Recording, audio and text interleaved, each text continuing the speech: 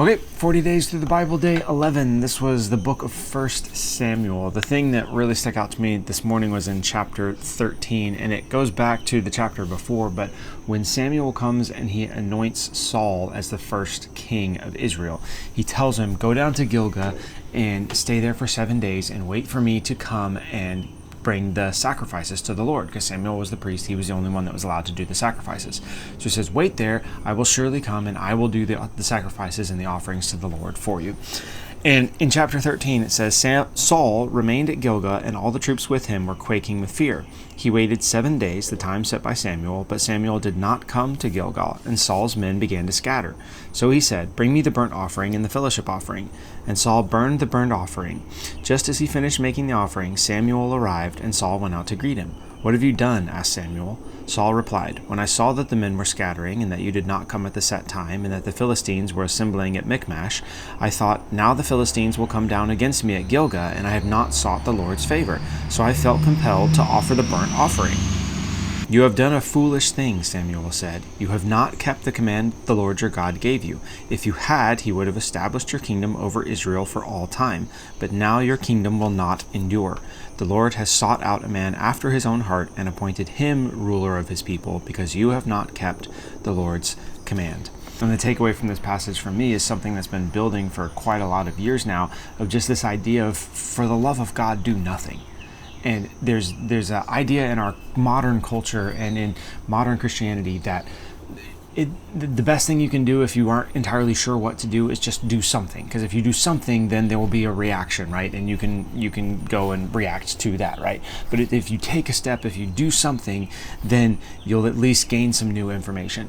And what we forget a lot is that there are plenty of situations where the only thing that is open for us to do is to go against something that the Lord has directly told us not to do, right? So in this case, Saul knew that he was not allowed to give the sacrifices. He was not a Levite. That was their job. There was no exceptions anywhere ever for him to be able to do it. And he also knew that he needed the Lord's favor. He didn't want to go and fight the Israelites without the Lord's favor. So he's stuck in the situation where he knows he needs to offer the sacrifice, but he also knows that he can't do it, and Samuel was not there yet. It's past the time when Samuel said he was going to be there. And when we find ourselves in situations like that, a lot of us and a lot of people giving advice to people are just like, well, just do something, right? Just do something. Just start and do something, right?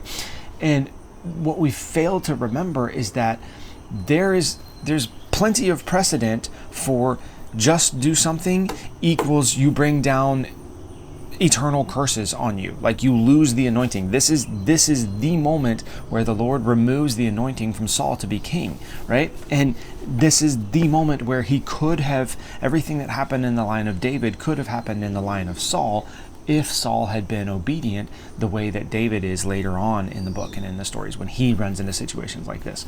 And so when you're in a situation that is this kind of impossible thing like that, where you're like, I know I need the blessing of the Lord, and I know that the offering needs to happen for that, and I know that I'm not supposed to do that, but I also know that the other guy, is not here, and you're in this like seemingly impossible situation where you're like, God, I don't know what to do. The better plan, what I'm learning is that the better plan is, for the love of God, do nothing. Stop and start to pray through, like, God, why am I in this situation? Like, I know I need this. I know you said this. Samuel said he was going to come. What am I supposed to do? And actually seek and inquire of the Lord. This is the impossible situation that you've put me in. Now, what am I supposed to do about it? And rather than just rushing off and doing something that makes sense, that could have very eternal impacts on everything about the anointing and the blessing of the Lord on you, stop, refuse to move, and sit in the uncomfortability of, this is the situation that I'm in. What am I supposed to do about that? And that is incredibly hard. But as you read on in the story, that's one of the reasons why David was so blessed, because every time David got into these impossible situations, he would go and inquire of the Lord. And that's really what that means. Is like he would stop and he would do nothing until he inquired of the Lord and until he heard from the Lord what he was supposed to do. because he's like, hey, this doesn't make sense. There's not a clear thing that I can do without disobeying you, and I'm not going to disobey you. So I'm just going to stop and do nothing until I hear from you what it is that I'm actually supposed to do, because right now the situation does not make any sense. So yeah, that's all I had for today. For the love of God, do nothing. If you can't do something that you know is going to be blessed, do nothing and take the time to figure out what it is that God's actually wanting you to do right now. So there you go. See you in the next one.